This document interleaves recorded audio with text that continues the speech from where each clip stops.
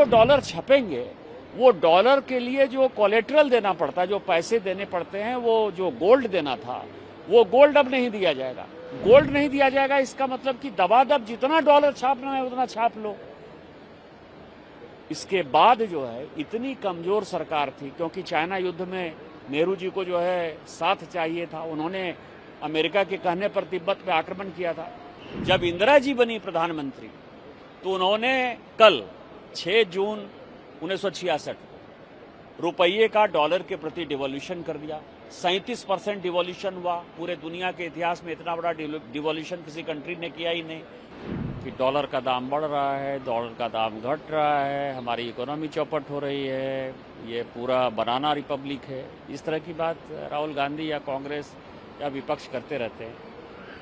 आज मैंने जो बातें कही हैं वो इस देश को जानने लायक है कि फाइनली डॉलर पर हमारी निर्भरता क्यों आई, डॉलर और रुपये का क्या संबंध। तो जब द्वितीय विश्व युद्ध में ब्रिटेन ने जो है अमेरिका का साथ लिया तो 1945 में उसने एक एग्रीमेंट साइन किया जिसे ब्रेटन वुड्स एग्रीमेंट कहते हैं। उसके आधार पर उसने एक टेम्पोररी जो है एक मेजर लिया कि पौंड में भी व्यापार होगा लेकिन डॉलर में भी व्यापार होगा। 1947 में भारत स्वतंत्र हो गया। जब स्वतंत्र भारत की सरकार में नेहरू जी के पास ये बातें आई तो 1949 में उन्होंने ब्रेटन वुड्स एग्रीमेंट पर साइन कर लिया। ठीक है, वो चलता रहा। जो हमारा पौंड के साथ व्यापार होता था, रूबल के साथ व्यापार होता था, येन के साथ व्यापार होता था, या दुनिया की और भी करेंसी के साथ होता था, पाकिस्तान के साथ रुपये के साथ होता था। बांग्लादेश उस वक्त पाकिस्तान का पार्ट था, लेकिन नेपाल के साथ हमारा व्यापार होता था, नेपाल में भी हमारा पैसा चलता था। लेकिन बैलेंस ऑफ पेमेंट के लिए या व्यापार करने के लिए, इंपोर्ट एक्सपोर्ट के लिए फाइनली हमने 1949 में एग्रीमेंट साइन कर लिया नेहरू ने। अमेरिका ने ब्रेटन वुड्स एग्रीमेंट के तहत 1962 में यह तय किया कि अब जो डॉलर छपेंगे वो डॉलर के लिए जो कोलेट्रल देना पड़ता है, जो पैसे देने पड़ते हैं, वो जो गोल्ड देना था, वो गोल्ड अब नहीं दिया जाएगा। गोल्ड नहीं दिया जाएगा इसका मतलब कि दबादब जितना डॉलर छापना है उतना छाप लो।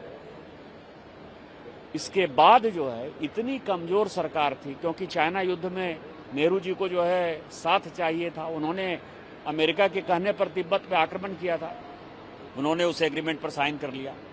जब इंदिरा जी बनी प्रधानमंत्री तो उन्होंने कल 6 जून 1966 रुपये का डॉलर के प्रति डिवॉल्यूशन कर दिया।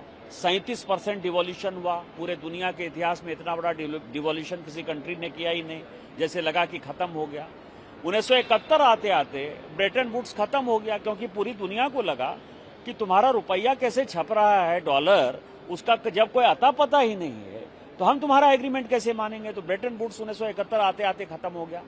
लेकिन इंदिरा जी उसको कंटिन्यू करती रही और आज 7 जून 1974 को उन्होंने, क्योंकि गेहूं भी चाहिए था तो अमेरिका से चाहिए था, कर्जा भी चाहिए था तो अमेरिका से चाहिए था, यदि कोई सामान खरीदना था तो अमेरिका डॉलर की आवश्यकता थी, IMF वर्ल्ड बैंक में अमेरिका का प्रभाव था, तो आज 7 जून 1974 को उन्होंने एक गुलामी के दस्तावेज पर साइन कर दिया।